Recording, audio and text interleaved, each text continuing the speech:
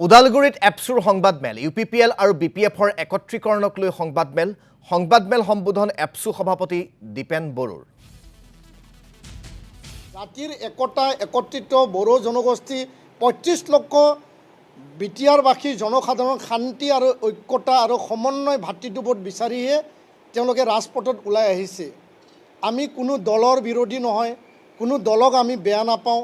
ৰাষ্ট্ৰীয় দল ৰাষ্ট্ৰক চলাবৰ কাৰণে থাকিব, ৰাজ্যক চলাবৰ কাৰণে ৰাষ্ট্ৰীয় বা আঞ্চলিক দল থাকিব, কিন্তু ক্ষুদ্ৰ যি এটা বিটিআৰ এটা ছিক্স শিডিউল যি আত্মনিয়ন্ত্ৰণৰ যি এটা বিষয় ৩৪টা বছৰ আন্দোলন ৫,০০০ৰ অধিক শ্বহীদ ইয়াত বিভিন্ন ঘাত প্ৰতিঘাতৰ যি এটা ইতিহাস ৰক্তাক্ত এটা পৰিৱেশত জন্ম হোৱা এই বিএছচি বিটিচি বৰ্তমান বিটিআৰ সেইটো যাতে কেন্দ্ৰীয় আৰু ৰাজ্যত যিসকলে ৰাষ্ট্ৰীয় দলে চলাই আছে সদায় তেওঁলোকে সহযোগ কৰিব লাগিব, সহায় কৰিব লাগিব, আশীৰ্বাদ দিব লাগিব আৰু আঞ্চলিক দলে একত্ৰিতভাৱে ঐক্যতাৰে আমি আগুৱাই যাব লাগিব।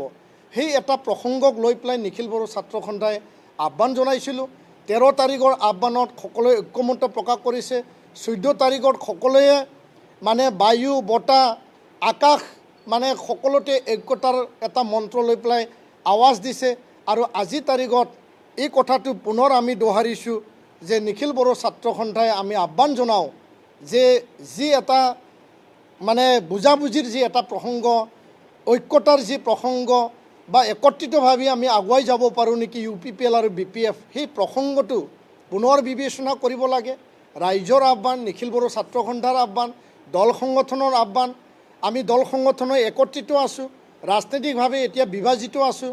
বিভিন্ন সময়ত ৰাজনৈতিক বিভাজন আহে, ঐক্যতাও আহে, একতাও হয়। এই কথাটো লৈ পেলাই আজি আমি স্পষ্ট ভাষাৰে আলোচনা চলিছিল, আলোচনা গুৰুত্ব সহকাৰে আগবাঢ়িছিল।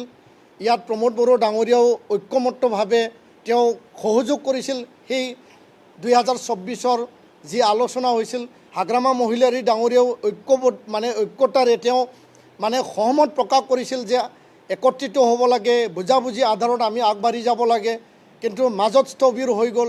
স্থবিৰ হৈ যোৱা সেই বিষয়টো সেই প্ৰসংগটো এতিয়া বিটিআৰ নিৰ্বাচন যিহেতু সমাগত আৰু 1-1.5 মাহ পিছতে নিৰ্বাচন অনুষ্ঠিত হ'ব, তেনে এটা পৰিৱেশত দুই আঞ্চলিক শক্তিৰ মাজত যি এটা এই একতা বা একত্ৰিতভাৱে আগুৱাই যোৱা বুজাবুজি যি আগুৱাই যোৱা সেই বিষয়টো পুনৰ প্ৰাসংগিক হৈ পৰিছে। নিখিল বড়ো ছাত্ৰ সন্থাৰ এই দায়বদ্ধতাটো আমি সদায় ৰাখিছোঁ, ৰাখি যাম। আমাৰ আহ্বান দুই দলৰ শীৰ্ষ নেতৃত্বৰ ওপৰত সদায় থাকিব। ৩৫ লক্ষ জাতি জনগোষ্ঠীৰ সংগঠনে সদায় বিচাৰে, জাতি জনগোষ্ঠীয়েও সদায় বিচাৰে। বড়ো জাতি সত্তাক লৈ পেলাই যিসকলে সংগ্ৰাম কৰিছিল, যিসকলে শ্বহীদ হ'ব লগা হ'ল, সেই শ্বহীদসকলেও বিচাৰিছিল বড়ো জাতি ঐক্যভাৱে আগবাঢ়ি যাওক। আৰু এই প্ৰসংগটো আজিৰ দিনত আমি পুনৰ বিবেচনা কৰিবৰ কাৰণে আহ্বান জনাইছোঁ। ৰাষ্ট্ৰীয় দল থাকিব, ৰাষ্ট্ৰীয় দলে সহায় কৰিব, আশীৰ্বাদ দিব। দুই আঞ্চলিক দল একেলগে আমি আলোচনাত মিলিত হৈ পেলাই আগুৱাই যাব পাৰোঁ নেকি। ইয়াত সমতাকেন্দ্ৰিক আলোচনা প্ৰথমে আহিব নালাগে। বুজাবুজি, শ্বহীদৰ বিনিময়, উপেন্দ্ৰমৰ যি একতা একত্ৰীকৰণৰ যি এটা বিষয়, সেই বিষয়বিলাক যদি আমি উপলব্ধি কৰোঁ, যদি আমি চিন্তা কৰোঁ, নিশ্চয় ইয়াত এটা আধাৰ এটা সূত্ৰ ওলাব। মই দৃঢ় বিশ্বাসী আৰু আশাবাদী। বাকী সময়ত দেখা যাব।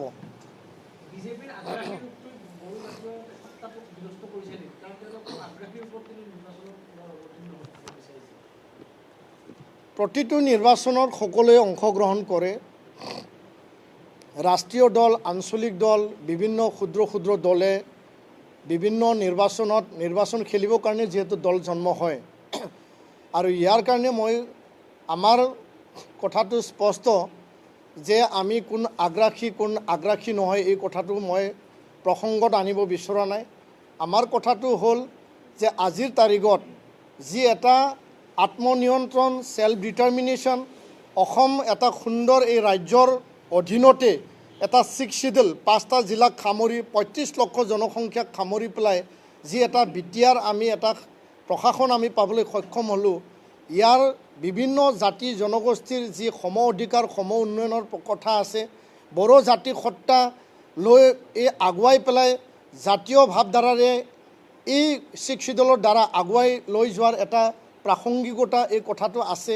তো ইয়াৰ কাৰণে আমি আশা কৰোঁ যে আমি কিমান বিভাজন হৈ থাকিব, সামাজিকভাৱে আমি সদায় মানে এটা ভাগ ভাগ পৰিৱেশ পৰিস্থিতিত আছোঁ আৰু ৰাজনৈতিকভাৱে এই যি সংঘাত, সামাজিক সংঘাত, ৰাজনৈতিক সংঘাত আৰু ৰাজনীতিক এটা যি পৰিৱেশ সেইটো উত্তাল হৈ থকাটো আমি কেতিয়াও বিচৰা নাই আৰু ইয়াৰ কাৰণে অস্থিৰ পৰিৱেশ আমি কেতিয়াও নিবিচাৰোঁ।